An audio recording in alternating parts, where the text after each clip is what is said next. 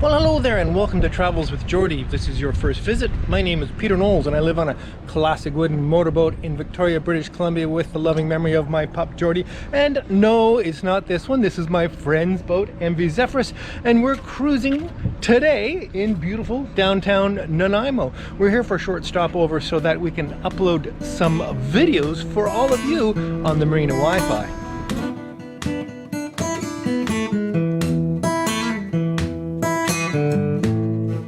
But I'm sure what you're really wondering is, Peter, when do we actually get to the cruising videos? Well, I'm sorry about that, but it turned out to be way more footage of the haul out than I expected. Not to worry, all the rest of the haul out episodes will be bonus episodes this week, and as of next Saturday, we will officially be cruising, and it's lovely stuff. Anyway, hang in there. Let's jump back in time and finish up the boat. Okay, so I've sanded this side down, sanded down the bungs. So this is ready for with one little exception I got to deal with here. That'll be a bit of work, but there's some ferrous steel still in here that I got to get out or it's going to rust. Going pretty darn well, actually, I think.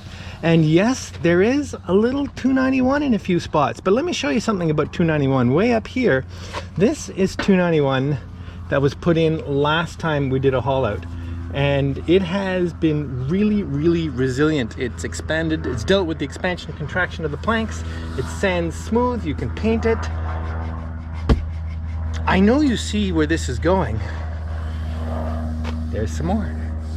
It's, I think, a really great fairing compound for something that's going to move. Anywhere where you're not going to have movement, I'm not worried about it, but where you're going to have motion, which is all the planks on a wooden boat, at least above the waterline, and maybe at the garboard. Let's move on. Okay, over here, we're just getting geared up to do some of that. Gonna paint on the other side. Gotta take off the rest of these bunks. We got lots to do. Let's get going. I need to caulk, in other words, cork, in other words, put the cotton in these seams here, because this of course is the stem. It's the continuation of the garboard seam. So I'm just going to start here and run down, but actually all these seams become integral with the main hood end seam, so I have to run a little bit of cotton in here and up, in here and up, etc. I've already reefed out cotton for the first few inches on a bit of a taper, so I should be able to sort of match it back in there. We'll see how that goes.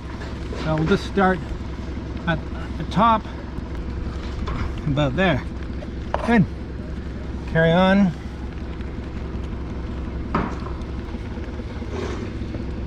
And that's about it.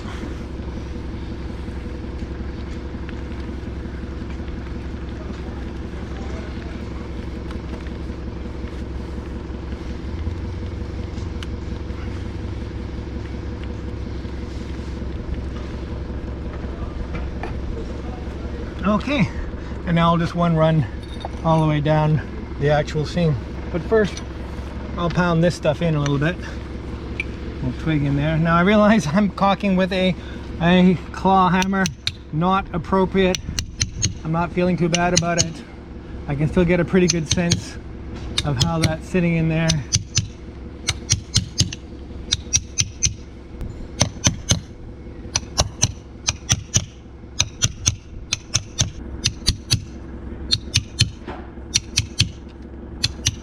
Okay, we'll run all the way down.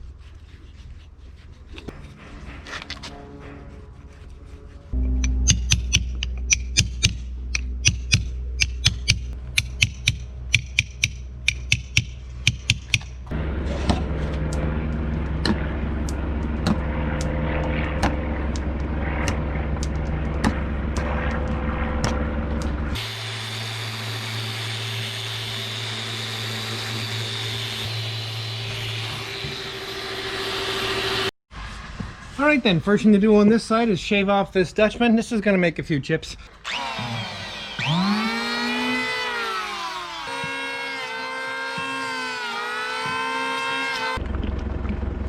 Using Bright Sides polyurethane British racing green for the boot stripe. Alright, so that Dutchman came out pretty nice. Finished prepping this side for the boot stripe. I'm actually really pleased with this. Of course, there's, you know, always going to be other little bits and bitties that you have to deal with, but on the whole it's great. Let's go have a look at how nice this paint is looking. How about that? British racing green for a boot stripe. Now, I'm sure there's all kinds of different techniques for how to paint a boot stripe.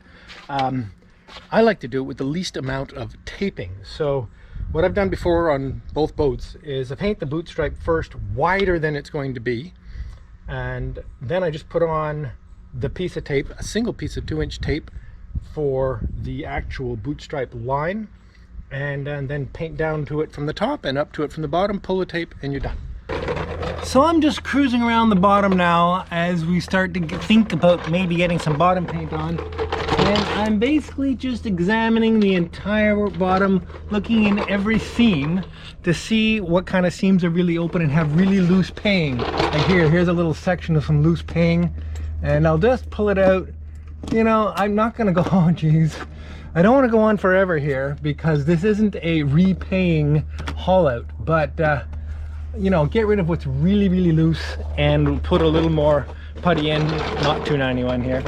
And you know, obviously in a subsequent haul out we may improve the paying. Now the boat's been out of the water for 8 days now, and it is starting to show some splits here and there.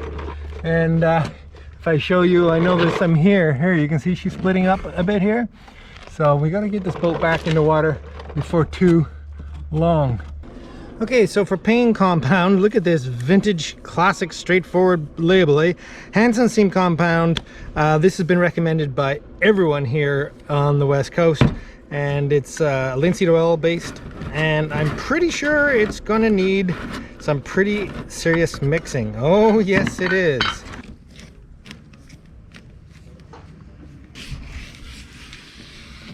I can definitely think of a job for an underling in a boatyard. Hey, how about you just go out and stir up the Hansens? Jesus. Okay, here we go.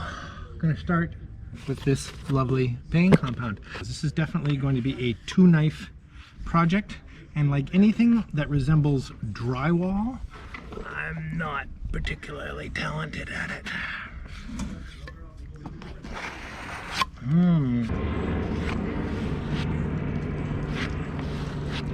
All right then, the paying. Oh, here, let me tilt you down a bit. Well, you can't really see anything. I opted not to show you much more of this because I learned how to do it. It's basically a much more tactile process than I originally thought. The smell was evocative to me, and I said, what is this linseed oil smell? What it is window glazing putty. And of course, being a builder, I have much more experience with glazing windows than paying seams, although it's very much the same stuff, a little thinner.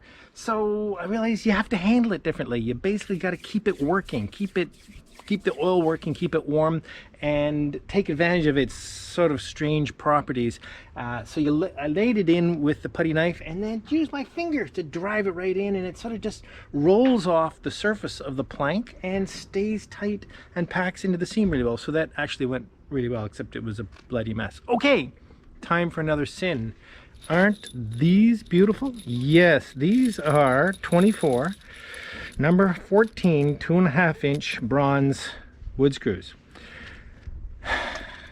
Not supposed to put bronze below the waterline on a boat that's been fastened with iron. But I'm not going to get into that right now because that's kind of a dark science. But what I am going to do is tell you what I'm going to do with these. If I bought enough screws to refasten the hood ends, in other words the fronts of the planks to the stem in there in galvanized, that's what I would have used, but I didn't know I was going to do this. So sticking with the philosophy that boats don't sink leaking at the seams if they have bilge pumps, but they really do sink quickly if a plank pops open, springs, etc. We've been through this before. So as you know, I've refastened all the butt blocks. So to stay in theme, I need to refasten all the fronts of the planks, technically at the back as well, but I think I'm going to wait on that. I find the bow a little more vulnerable. So what I need to do, besides put these big screws in, is figure out how deep, how far back the stem is. There's the rabbet there for the planks to sit in, which is a notch cut into the stem. But how far back can I put these screws? Because of course there should be a lot of timber in there, in the main horn, in the stem. I don't, whatever your 4 foot, all you Samson boat building types will know exactly, because you watched him build the center line of Tally Ho. But my recollection of the drawings of these boats, that timber is pretty massive. But I gotta stay in the rabbit. If I come too far back, I'm just screwing into air, even if there's a big timber behind that. I'm sure I'm not gonna show you all this. Let's get drilling holes.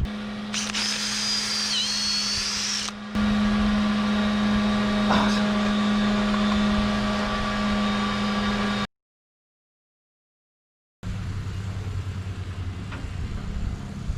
Oh, yeah. Okay. Because everywhere I fixed the bleeder, I had to sand through the paint. It's actually a fair depression because there's so much paint on this boat. So I mixed up a little 407 fairing filler, and we'll just deal with that pretty easily. Again, when I do this, I feel kind of like Mads. But I'm grateful for these products, I must say. All right, move on. I think I've mentioned that the garboard seam is, well, it's really gungy. A lot of the reason it's a real mess is that there's a lot of oil in it. Not so much here at the stern, but certainly through the middle of the boat from decades of oil leaking out of the old miserable old engine that was in here. So I think I've also admitted that I have paid this last time we hauled with, after the cotton went in, I paid it. In other words, the material that holds the cotton in, or at least protects the cotton. I've done it with Cycloflex 291, which a lot of people will not think is a very good idea. But in all of the boat that doesn't have motor oil, it's stayed in perfectly. I can show you some other places, we'll get into that later. Certainly back here it was fine, but right through the middle where there was a lot of motor oil, it didn't stay in really, really well. It hadn't fallen out, but I think you saw me at the beginning, I was able to just pull it out. So I'm going to try squirting in up into the garboard seam now that it's open. It's been dry for several days. Some biodegradable degreasing. This is something called oil lift or something. Anyway, we've used it when we cleaned out the bilges of both boats. We've used it, and it seems to work really, really well. It just sort of soaks oil out of wood. So I'm going to squirt it up in there, full concentration, just to dilute it. Let it sit a bit, put some more, let it sit a bit, and then hose it out, flush it out as part of the process of actually soaking the whole bottom of the boat, because we've been out 8 days now and she's starting to dry up more than I'd like. So this evening we're going to soak the boat pretty well. But anyway, going to squirt some of this stuff up in here, and gosh knows whether that'll have any happy effects or not.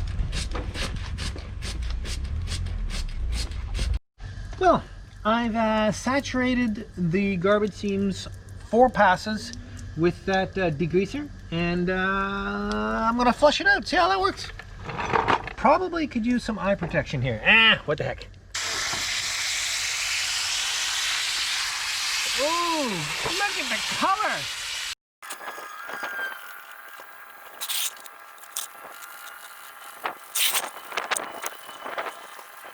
Well, good morning. It's day 9, windy and cold.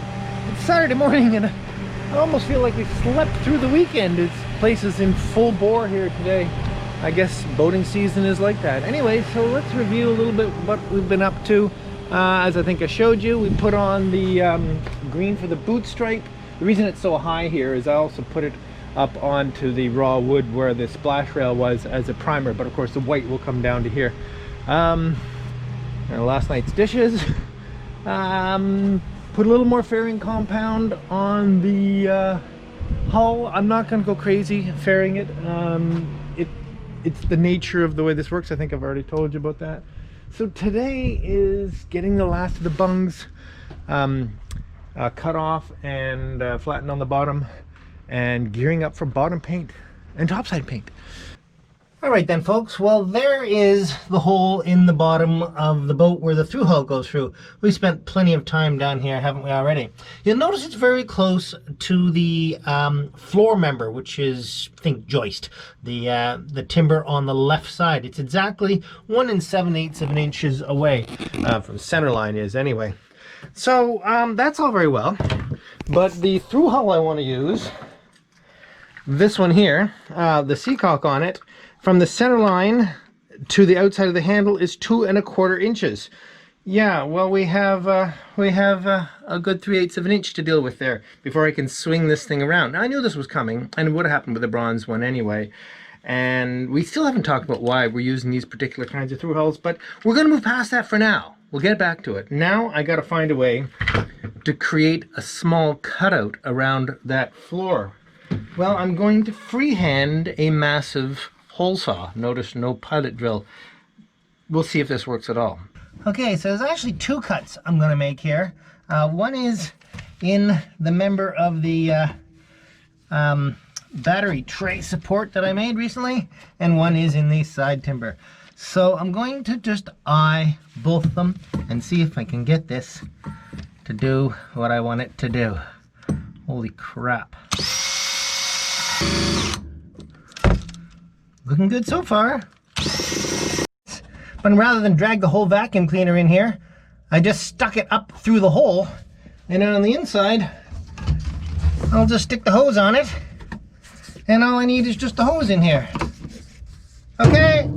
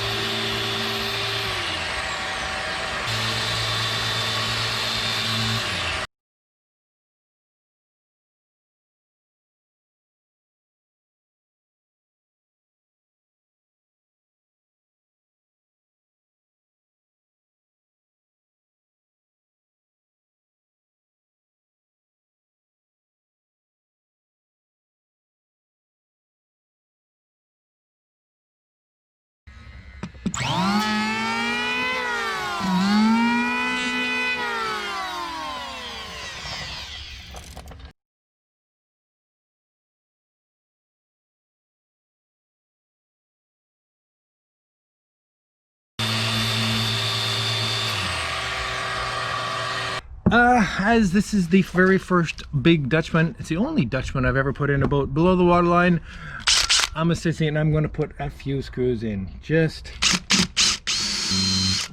to be safe.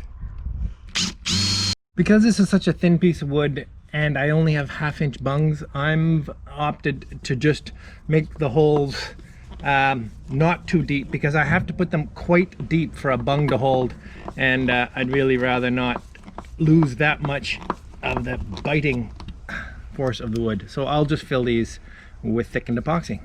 Well, good morning and welcome to day 10, and it's Sunday. Nice and quiet here at the boatyard. On the whole, yesterday was used up with problems. You know, when you're working on stuff, you have things that you know how well they'll go and they take a certain amount of time, and things that you have no idea how well they'll go and they can take a lot more time than you imagine. A good example of the latter is getting the through hulls out. Bit of a disaster, but anyway, done, and I'm really pleased, and they're going to go in just fine. Second coat of paint on the boot stripe. I've cut off and faired all the bungs on the bottom of the boat. In fact, other than recaulking the garboard seam, the bottom is ready for paint. I have to finish sanding down the fairing on the top sides, which I'll do this morning, and the top sides will be ready for paint. Doing pretty well, really. So painting is the bulk of the remaining work, which is a big job, but it sort of goes at a pace that you can expect. You get one side done, get the other side done. It's about half a day each. So yeah, we're in the final stretch, which is really good.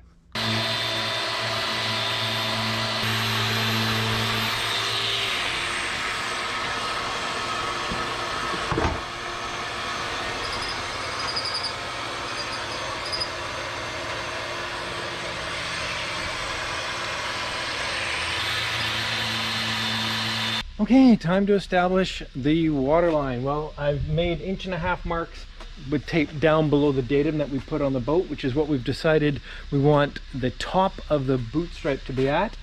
And so now we just put the top edge of the tape against that, averaging out, correcting it anyway. This is gonna be fun. Fortunately, owner of Zephyrus has a very keen eye. I will simply lay the tape and the rest will be magic.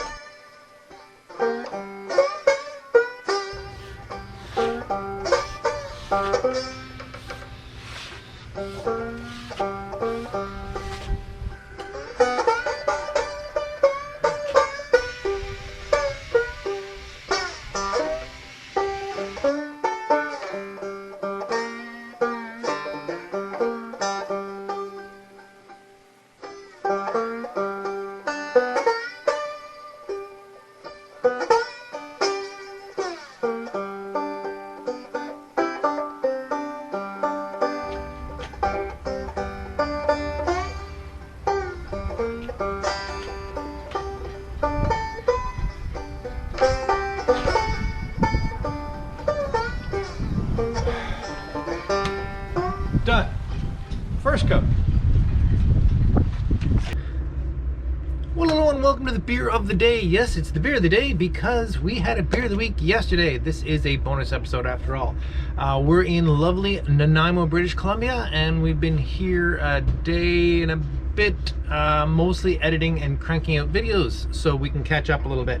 Beer today is another beverage. It's called Tangerine Dream from R&B. In East Vancouver, and you're gonna say Tangerine Dream. Well, Peter, you did a Tangerine Dream a couple of days ago, or weeks ago actually, and it was kind of a cool lady beer, even though I really liked it. Well, this is also called Tangerine Dream, but much less fruity, much more interesting, and I actually quite like it. And yes, I've had it before. All right, so wow, we're almost done with the haul-out videos. One more tomorrow, so you'll get 2 bonus episodes to get this done, the one you just watched and one more tomorrow, which I think is Monday. Anyway, for those of you who are watching this in the future, that's meaningless, but we'll have a video tomorrow as well. So let's see. Oh yeah, I do like that. I really do like that. Okay, so I have a special surprise for you. Some of you will recognize this little treat. Yes, it's the bottle opener that my good friend Mike made me, that I gave away a couple of weeks ago, except I blundered the giveaway part of it and I effectively didn't give it to anyone. So here's another opportunity to win it if you'd like.